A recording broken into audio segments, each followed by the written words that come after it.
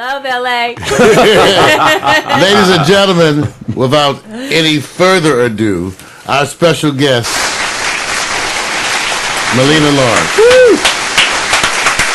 We keep going back and forth. Maleena. That's right. Vic and I will jack your name up. But we bring we always ask for forgiveness. But we do it with love. Yeah. We do it. If I say it right. 2 E's. Long E. Ooh, Maleena. Well, you know, Mario, I mean, how many days did they call me first day of class? Maria? So, you know, they've been stepping on my name. Let me tell you a little bit about this lady and why she's so interesting and special. Maleena Lawrence, you know, she's a person who invents words. Politainment correspondent, basically, you know, coming from that vein, you know, she's a person who does a lot of things. She's worked with Tavis Smiley as a production coordinator. She's co-owner of My Step. Am I saying it right? Oh, well, we have a new business rolled out to Deep Rooted Entertainment now. Well, see, she's doing it. See, now you see what she's doing? Social political documentaries, highlights, fresh talent. She does it all. She's a co-author. Absolutely. Of a highly anticipated relationship book. That's the topic. Yeah, somebody's uncomfortable. Or maybe they're not. Just friends with the question. Hey, and check it out. Just reading over her bio, just the things that people choose to say about themselves tells you about their level of consciousness. You know, she goes out of her way to talk about her connections to the human spirit, her goals to provide inspiration and connect with individuals within the community.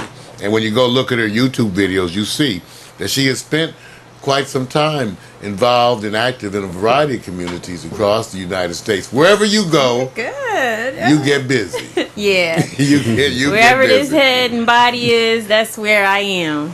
You know, you don't get them like this much, Vic. I used to be, when I was at Howard, see, like we had a number of those kind of sisters that were up and doing things, but when you get out here on the West Coast, it kind of sometimes gets a little different. Got to work hard. Get all that Hollywood, so it's nice to run into folks who are involved with politics. We have, throughout the years here at Pax Stereo, attempted to connect and to inform and to, you know, we had the Conspiracy Wednesday for so long. So we love to get a chance to have that. She's also the co-founder of an organized community that I went to take a look at, VoxUnion.com. Really interesting sites, and had me taking some notes. She also is the producer and host of her own show, the Maleena Lawrence Show. Once again, everybody, our guest, Maleena Lawrence. There you go. Yeah. It's all real. So, Well. How would you describe yourself, my sister? Because when you have all these things, when you multitask to such a degree, it becomes very difficult to try to, encapsulate that in just in a simple statement. You're right, and that's why a friend of mine, a longtime friend, Opio Saccone, one day we were working on a film called Turn Off Channel Zero, and it's a social documentary about entertainment and television, those who control media. And later on, he was like, I think I got a word, and he called me to check it out, and I was like, yo, that's dope. Can I borrow that? And so he coined the phrase polytainment, because we, along with so many other people that collectively just started producing films and media, independent media on the East Coast and spread out throughout the country, he just said it's perfect. And I was like, oh, that kind of encapsulates everything that we do. And so time went on, and you know how sometimes when you're in so many different movements, you have a project here and a project there, but the one thing that's common is why. And the issues that started spawning all basically came together into politics and entertainment. Thus, polytainment was fitting. And people were like, well, what is it? And honestly, we didn't care what other people thought about the word or what we had to say, what it meant or how it was defined.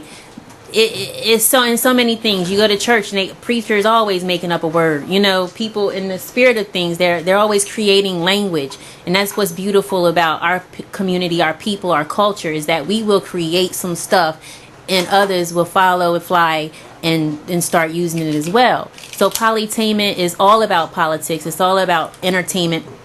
And for me, it's really about the social political I love being live. There's social political ties that come and engage people. So it is an opportunity that I take on to engage people in civic engagement, to engage, people from entertainment and politics and social movements, to to create a message that is not only conscious but also fun and entertaining. We gotta find a way to connect.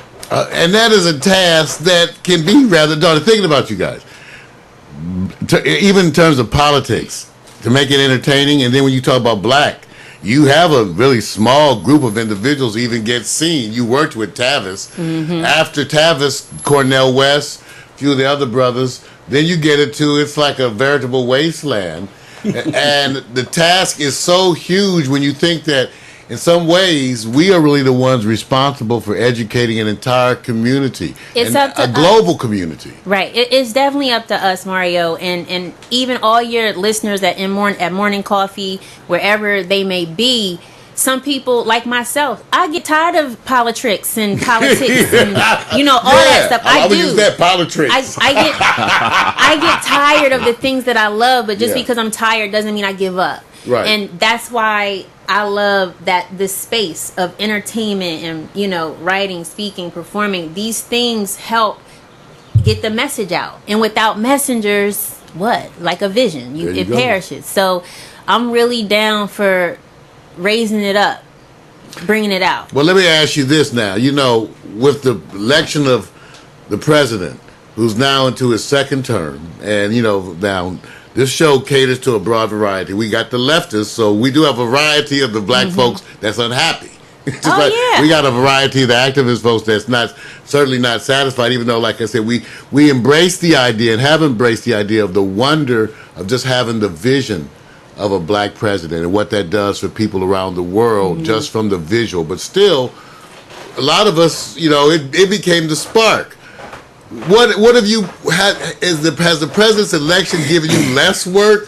Maleena, has it given you more work? I just gotta say, okay, I was listening to this morning. I was listening to Talib Kweli's, one of my favorite rappers, right? Yes. I was listening to Talib Kweli's Revolution. I was listening to this song, and then De La Soul. It was on Pandora. Okay. And I tend to, when I have moments like this and I'm getting ready for interviews and etc., I just turn on Talib Kweli Station or Common or Roots. Okay. I just get my mindset ready and reminded as to what this is really all about. Right. And when it comes to our president of the United States, President Barack Obama, even the First Lady, the First Family, Congress, the Senate. So when we speaking of one man, it all still boils down to the constituents. We're the people. The constituents is the people. And so for me, if you ask me if I'm happy right now, no. Am I pleased with everything that our president is doing? No. Am I here in this? I'm liking her more and more every minute on now. This day. No, and I'm sincere about this because I'm not finished, and the reason is because our president, he gave us hope. He gave us hope. What gave us hope for real though was the fact that he is a black man. At the end of the day, in the beginning of the day, when President Barack Obama, like each and every one of y'all brothers in this studio, when you wake up, you're a black man. You're a man. But I wish society looked at you as just a man. But America's not built that way. So I ain't gonna fake like that's what she is fully accepting. So if that's the case, is he, our president, fully accepted in our culture and society to be an intellectual leader of the quote unquote free world? No. So am I happy with everything that he is able to do and capable of? Again, yes, but no. What can we do is my question. What are we doing?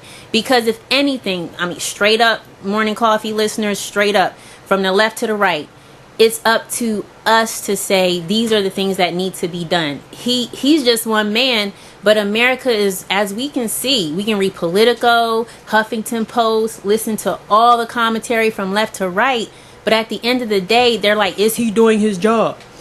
What are we doing? I would love to see President Barack Obama leave a legacy, whereas historically speaking, if our children, my children that I haven't even gave birth to yet, said, "Wow, Mom, wow, Dad, he did all this, he did all that," and it's just a list of his actions, his contribution, and not his skin color. We're not there yet. No. You see what I'm saying? So there's work to white be done. Right. White folks remind him all the time, "You still a black man in this White House." So what can we do as society? We can do our part and fight for the issues of the people, jobs. Stop mass incarceration of our sons and daughters. You know, the list goes on. The list goes on. So we're not in no post-racial society, and that's just what it is. We got to make it better. The people have to make it better, and we got to make our president better as well. Everybody, you're listening to Maleena Lawrence here, actress, politainment correspondent. I'm passionate about this subject. Yeah, and that's one thing about her. She is passionate, like I told you. It was going to be one of those times where it was so much more than eye candy. And we love that. And we actually, one of the things we pride ourselves here at Baxter, we've been lucky to get some of the very gifted sisters out there. And some of the very funny ones, too.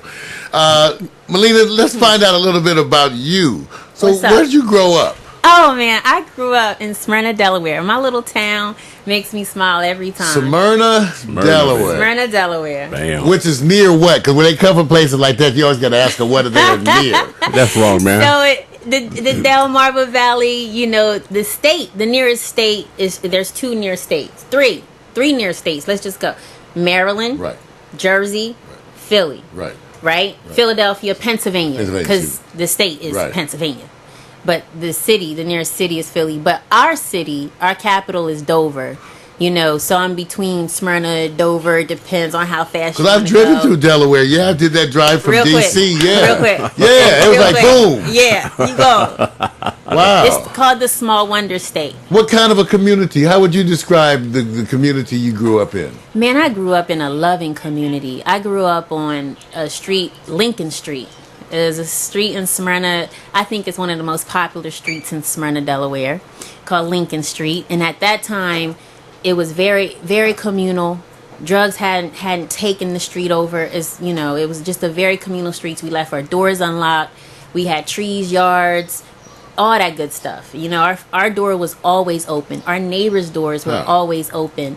And everybody knew everybody. I grew up in that type of community. We would cross the highway. Recently, there was the Food Network stopped in Smyrna at the Wagon Wheel. And the Wagon Wheel was a restaurant, like a truck stop. And as children, we would play in their parking lot or run in and run out, because in the beginning they weren't too keen about little black children coming in and out of the Wagon Wheel. And we had an aunt. Her name was Kitty Buzz. She was white. She was related to my grandfather. And they sell muskrat. Muskrat is a delicacy in Muskrat, the creature muskrat. Yeah. So that's why they were on the Wagon Wheel was on the Food Network. I did recently. see that. I did see that. Did y'all see that? I saw Oh that. my god. Yeah, Muskrat. Yeah, because they were Muskrat. making fun of the whole thing with the muskrat. Yeah. I'm telling y'all, it's one of the cleanest meats you can ever eat. So you telling me, wait, because you know, in this day where half the women we run into either vegan or something, right? You not only eat meat, but you eat muskrat. Well, rodent. Okay, public service announcement. That don't sound good on no. Public service announcement. Public service announcement. I am a pescatarian. You know what? Not another one. Everyone. Oh man, it was all going good. No. But let me tell you, I grew up eating. I swear, I grew up eating everything from the rooter to the tutor, and muskrat is one of my favorites. Like rooter, really? No, muskrat's one of my favorite meats because first of all, it's very clean. It has the word rat in it. Thank you. And musk. Thank you. See, I can't get past it. And you her brother? No.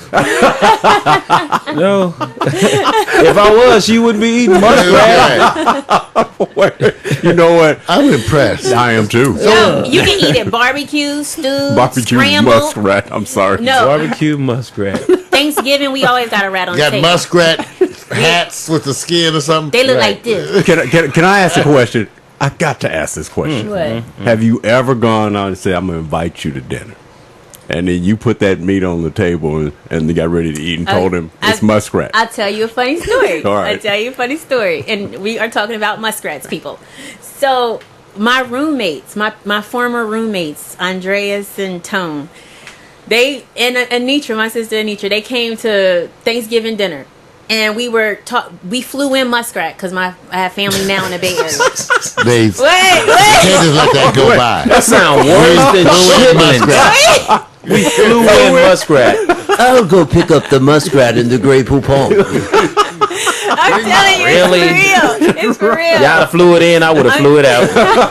I gotta go. I'm sorry. And to this day, No Thanksgiving. to this day, my Andreas and Toe, my roommates, they were like going through everything on the table, yada da da, and they was like, "So what's this, Maleena?" You know, it was a real soul food Thanksgiving, and they said to me, "So what's that?" And it looked like kind of like shredded beef, you know. And I was like, "Oh, that's just muskrat." I was seeing it as a matter of fact, like everybody know about muskrat. And Tone, Andreas jumped at the table. Tone was like, "Whoa." I was like, "No, just taste it. Go ahead, taste it." And he said, what you say this was? And I was like, muskrat. They had never heard of muskrat. And Andreas made pivot, stage left. And I think Tony tasted it. But at the end of the day, they was like, for real? I'm looking up muskrat pictures right now. Can we show them Help Here's a veritable Wow. There they go. collection. Now I don't know. Let's look at this one. Here's one. You find them Looks in the like a swamp. beaver. You find them in the swamp. They're seasonal. You can't get them all the time. They're Well, that's very good. seasonal. Thank you for saving me that. I would have been out there. Wrong Y'all season. missing out. Y'all missing out. Wrong season is all season. That's right. So now your family. Muskrats are vegetarian. Okay, Oh, go they're- ahead, my So family. what about your family? Like, you got Oh. brothers, sisters, and all that? You know, I do. I have a big family. I'm the youngest of 8. And Oh, wow. Yeah, my mother has 2. My father has 8. You know?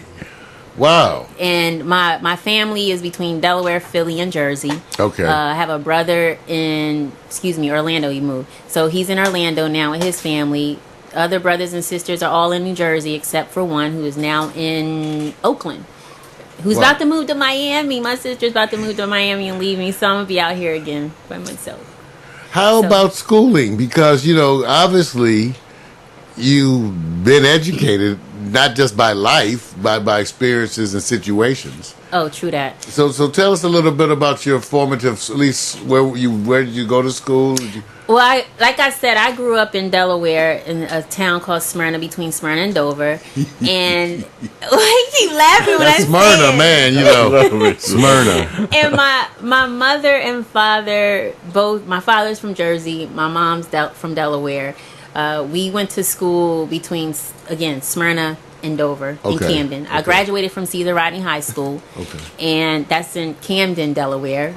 Hence, my father lives in Camden, New Jersey. So I grew up okay. between a small town and the city. I'm just saying, I have Wow. the best of both worlds. A farm girl as well as rural and city. So I was able to, go back and forth and maneuver. And from graduation, I left Delaware. I always knew that I always wanted to leave home. And I didn't know where I wanted to go, but the state that was always in my mind after I went to school was California. Really? Yeah, so I've Not always New York. Now I was always back and forth in my mind, like where will I move after I graduate? Yeah. And I chose California, but before I moved out here, to answer your question, I went to Norfolk State University. No, okay, It was Norfolk State, yeah, It was okay. either and where I'm from, it's either you go into the military, you get a job, go into service, or go to school. And so I elected to go to school.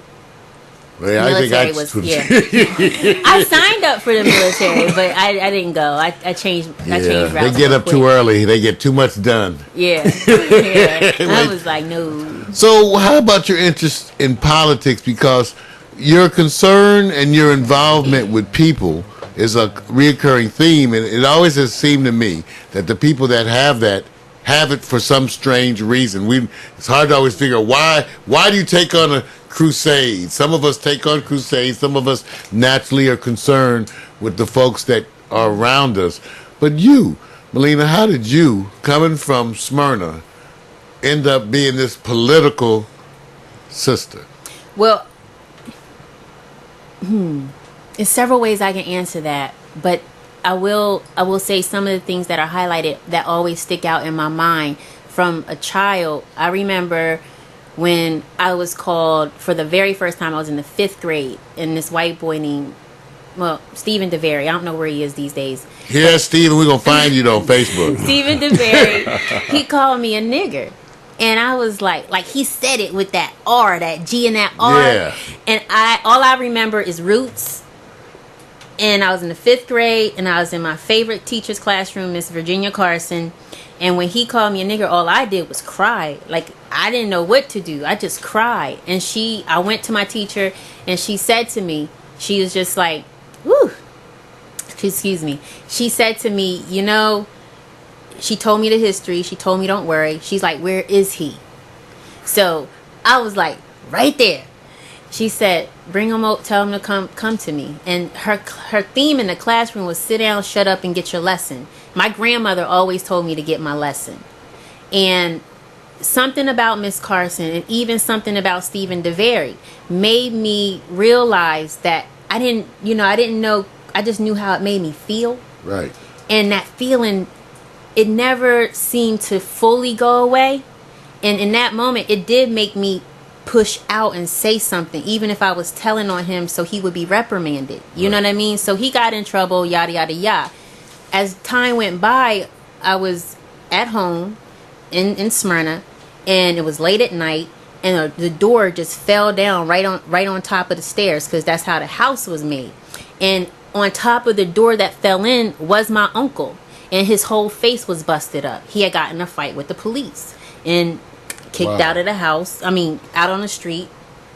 And he, I guess they either, I don't remember if they dropped him off and kicked him out, or if he made it home some way and just fell through the door like this big, huge, burly brother, just man down, bloodied up. And we found out that it was the police who did it. Again, those images, they didn't go away, and I just was asking why. And then as time went on, before I graduated high school, we erected what we called the Ebony Club, because in Cesar Rodney High School was predominantly a white high school. And for whatever reason, everything was always a tie. When I was prom princess, homecoming queen, homecoming first runner up, prom princess, the votes were always so close, yet so far away. And it was just crazy. And then certain things were unequal in our school, but at that time I did not know how to fully communicate what it meant to just be black and white, and I had white friends. We all hung out together, black friends, white friends. Do you mind mentioning what years this was roughly? 94, 95, 94, right. So this was supposedly in a time where, where it's more progressive, like you said, where True. People say it's funny what's progressive on a worldwide view versus in small towns. That's so true. Hey, there you go. Yeah. Small towns give you the real. We get it full landscape in the city and in urban communities, but when you go in these small towns, people will remind you indirectly or directly of who they are and what quote unquote powers they hold and things like that. So we just requested to charter a club, and it was the Ebony Club, and it was for equality. Whoa. And that was high school for me. High school was fun. It was high school.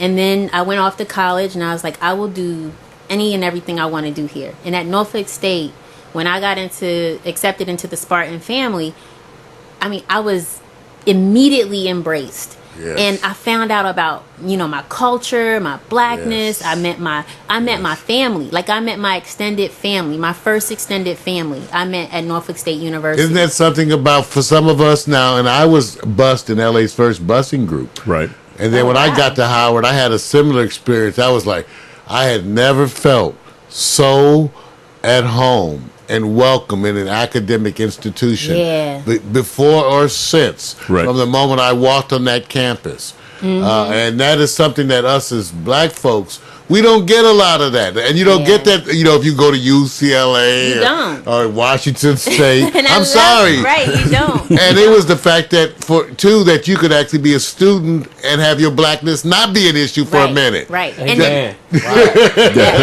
have to represent shit. Right. Just be yourself in class for a day. Yeah. You know what's interesting? PMC out of Pittsburgh, he says very true. He's from a small town. He goes through the same thing. Oh, wow. But I'm always reminded of this, no matter what. Sometimes when we're from these urban, metro, big ass cities, you're caught between the small towns pave the way or the big urban landscape.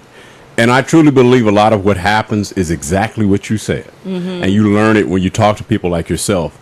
But I also say that come time and change. And I've said this to Mario, and I've said to many people, I said, you don't realize the gift social media has now. Yes. Has been handed to you. Now what you do with it, and if all of a sudden, I say this all day long. That's right, you don't realize there's things that'll make it transparent. I don't mind, and I can't remind myself over and over again, I've been hated on more by my own folks than others, although that's subjective, and I understand that. But wealth, power, experience, and focusing on development will not make any culture not hate on some other culture to some degree, maybe lesser over a period of time. Just be good at what you do. And I mean, that's the key to me. It keeps it forward. You don't ignore what has happened. You just have to be I don't like dwelling. Excellent. Yeah, I don't like dwelling. Excellent. I have to. Right. You have to. That's why I tell people I love being black. That's again, public service announcement. I love being black. And we've been through the gamut historically. Right. We've been through so much as a people. But just as you see other people embracing their cultures and taking care of their own, one thing I've learned, I come from a community of people too where looking out for each other is okay. Like, that's just automatic. That's what you do. And when you have things like, systems like social media that give you an opportunity to lend your voice, to message, to campaign, to create, to develop, for your voice to be heard. Your voice, we do need to look at how our voices are being measured. Is it being measured and allocated into dollars? Is it having a monetary return? Do your messages in media help develop your community? Absolutely, I hear you. But at the same time, we have to love ourselves. In digressing back to what you said earlier, Mario, is our president doing enough? That's what I heard. Is he doing enough, everything that he can do? It just goes back to saying, what are we doing? There you go. As individuals and collectively to make sure that whatever his job is governmentally to do in his role as president, what is our role as people? And as people, we have to engage, we have to get involved, we have to develop, we have to pull our resources together. We're in Los Angeles, California. And from city to city, be it Chicago, Philadelphia, they're closing down public schools by the gamut. They're building more prisons. Where are we? Where are we in all of this? So can't get away from that. And they say, if you lower your expectations of others and raise your expectations of self, usually you end up a lot happier. Yeah. A lot happier. I know. Because you won't be disappointed. Now, I want to know a little bit about the fantasy that began as you started to leave Norfolk State. Because you're gathering. She's on a journey. I want to get to the She's on a journey. Yeah. So come on, Maleena. So here you are in college now. What about this next journey that takes you when you left? What was? Because you were going to get to California. I was going to get to Cali. So, oh man, there's so much. Excuse me. Do you need a part 2? I might have to come back. But before that, I'll say this, that when I graduated from Norfolk State University, I never forget, I left I was expecting a nice paycheck from this program I was working at, and I didn't get it. And I never got it to this day. But what I had was friends and family and support.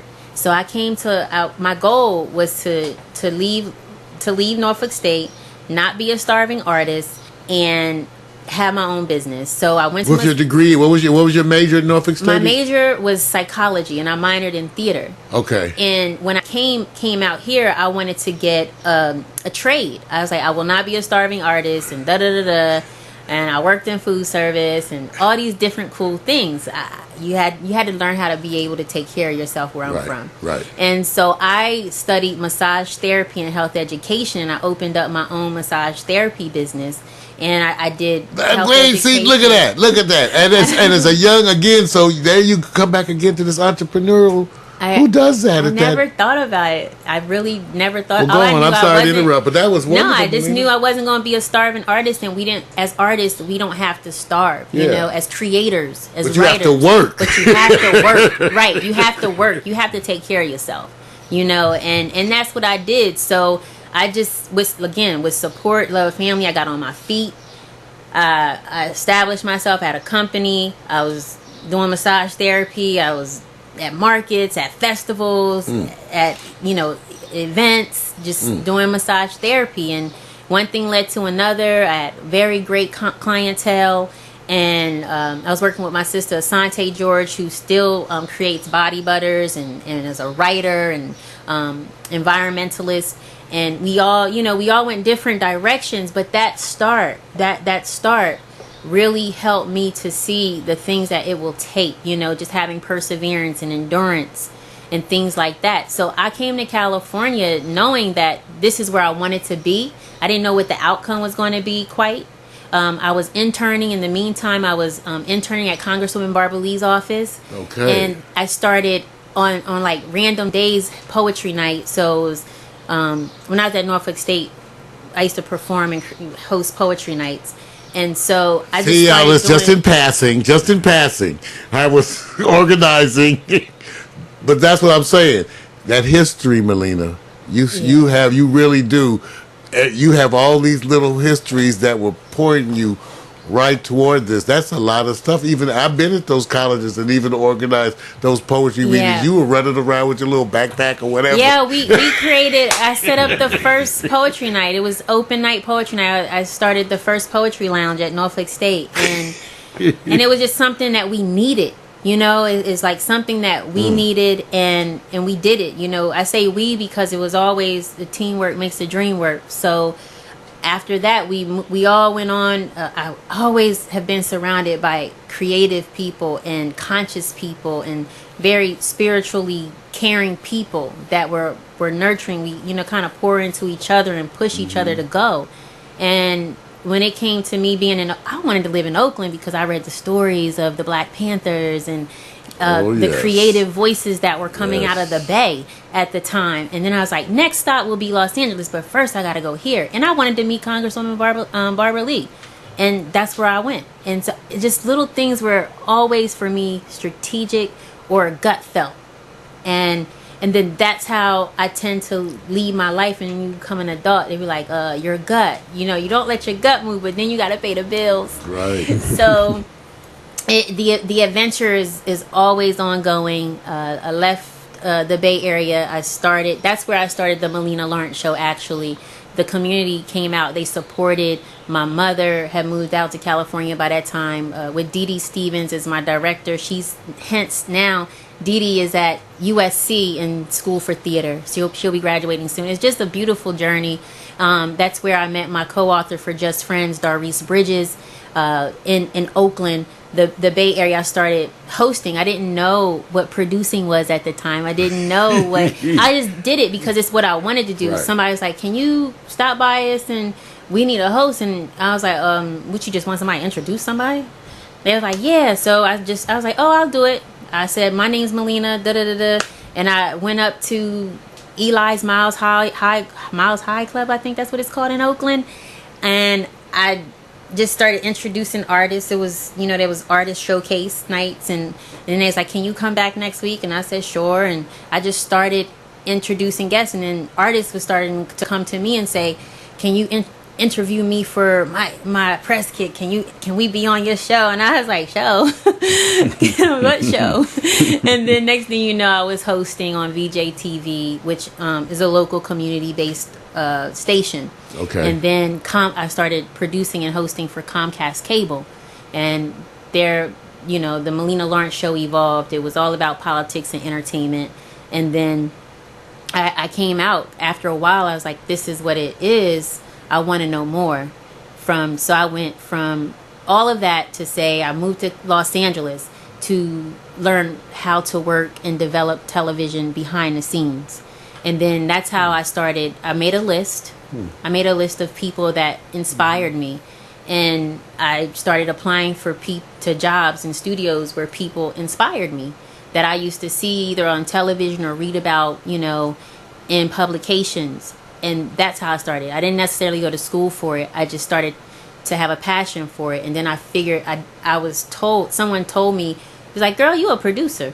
You a host. You a this. I'm like, oh, I just was doing it because hobbies. We love hobbies, and you start to love your hobbies, and hopefully they'll start paying off. And that for me was really important. So I came here, and I moved here in September, 5 years ago in September, and then by January, the jobs that came in between, by January, I was working with Tavis Smiley and producing State of the Black Union. I was the assistant. That would be '08. Yeah. Which is where we actually met you, covering the Comedy Act Theater. Yes, we did. We were the ones testing out the initial beta stream. Yes, with Michael. That's right. We were testing out the whole streaming thing. Michael actually is partly responsible. That's what I mean by community network collaborations and relationships. Michael Williams actually, I told him, he's like, what do you want to do, sister? He always said, I'll worry about you because I'm always here and I'm always there. And I was like, ooh, I was like, I remember how you and you think she got energy now. But Maleena was running around off the chain and it was hard not to notice you because you are one of those people that when you enter the room, there's an energy that comes into that room. I just wanted to get it done. And that I guess that's that production spirit and that organizer. I'm an organizer. That's what we do. You don't think about the things when you're in it. You just look at the outcome or what your producers are asking you to do. And my producer, I learned so much. I have to say her name, Sasheen Artist from Tavis Smiley. Now she's on a TV show. But Sasheen taught me so much about how to be an effective producer. Because I started off as an event administrator, and I just watched her, and I just brought my skills from the organizing field back up. When I was in Oakland, I moved to DC. I was in DC for like almost 2 years, and then I moved out here. That's I came to LA after my move from DC. Oakland back to DC. Yeah, I was always ping pong in between, East and this and is the best weather. Yeah, it's the best. Yeah, I mean, that one thing you can't beat. I tell people, you can't beat this weather. Can't go. Love it. I don't know in the world. Can't go back, right? I love it. Can I ask real quick, because I know this, I already know what's going to happen here, so I'm not going to rush in there. And I know Mario got tons of questions. Well, I got time. Mario, now it's all coming together, though. Sidebar. Go ahead.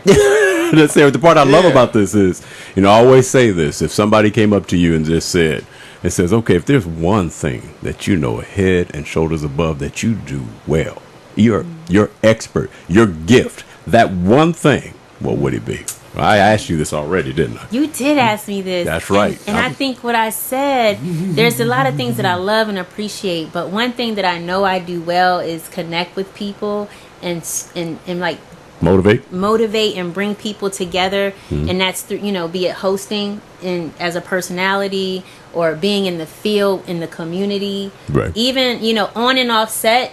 It always brings me joy to bring people together and work it out. Okay. There's things in life we all have to work it out, and if we work it out, we can do anything. So I think that's what it would be, bringing people together. I speak, I write, I perform, I love it. But all that encompasses bringing people of many different genres and telling their story. Like a politician. No. A politician. No. A politician. Not a politician. That's right. Not a politician. Too much integrity. I love politics. I do. I love politics, and I even love exposing politics. But I don't want to feed into. I can read them, but I don't want to feed into being a politician. Well, you're political right now. You know that. Oh yeah, I'm being political. Yes, and you people are. tell me all the time, you should run for office. No, I don't know. The gift. That's what all my exes would come out the box. I tell you a story. I do. It's something about having freedom to say and do what you just did. Be free with your words and not in a framework. I think I wouldn't mind helping to assist the cultural shift in our politics. That needs to be accepted, because it's a good old boy club as it stands, but more and more young candidates are running and starting to really take over. You know what? I'm going to be honest with you. We need. The things that you're talking about that you feel is exactly what politicians feel when they say, I affect people. Yeah. And what you're saying is you affect people. I said, isn't that the pathway towards politics? Yeah. Okay, since you don't want to go there. I'll talk about it. I just want to talk about it. I want to get to the core. They start that way. Well, that gets us to this point. So now what? Now what is coming up now?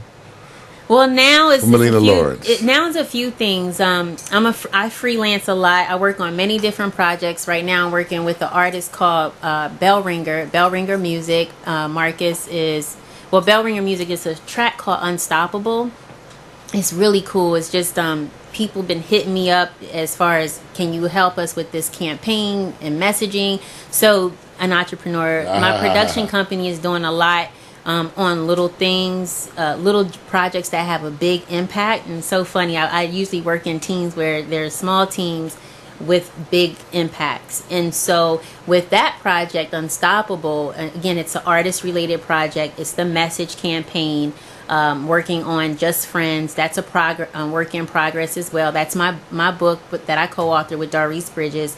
And then also film wise and television, things are in development. I have been asked to look at, concepts for reality shows. I'm not big on reality shows, but I'm working on something that's more real than reality, and that has to do with what I do as a polytainment correspondent, and developing myself, developing my craft as a personality, as an actor. I've been behind the scenes for about past 4 or 5 years since I've been out here. So now I'm getting back to a creative side of myself that I'm enjoying the unfoldment. That's what's next. What's next for me is still unknown to me, but I'm very excited about it. And it does deal with politics, entertainment, and social consciousness. I love her attitude. We've so often been preaching that, it doesn't matter where the bus is going if you get the right people on the bus and the right people off the bus. Right. And then you can decide where the bus can go. Oh, yeah. You don't need to be worried about. So many people need proof, Maleena. They don't want to try things because they want proof that it's going to be successful. Right. And it takes a while. It took a minute for me to get in a place where it's like, yo, you don't know, girl. You don't know everything, and you don't know what you don't know. And that's a beautiful place to be. But the things that you do know and that you have control over, work it. Work it. Don't worry about the how. There's things that I have to finish. Our company now, as of yesterday, it was so funny. Somebody hit me up via email and asked me about a documentary that we started shooting a year and a half ago. It's called Black Men Feel Too. And that's awesome because they hit me up about funding. And I've been putting it out there, mentally, we need more money to finish this project. And it's a very social... it's a very social conscious subject, because black men in my life, the black men in my life have been very, very significant. And women, the women in my life that surround me, it's always nurturing, it's always harmonious. But Black Men Feel Too is a very special documentary that was inspired for me about black men, young boys who I've seen who are lost, who have been in my life. And I can't reach them the way I want to reach them. So I reached out to other brothers, and brothers started reaching out to me and telling me their stories. And so we've been collecting stories, and Black Men Feel Too is a strong emotional, mental, spiritual journey of black men in America. Wow. Hey, so where can they now? Our chat room, by the way, is really responding to you. We got to acknowledge our interactive chat room because they are so much a part of the fabric and experience of internet television. Real-time chat, interactive chat.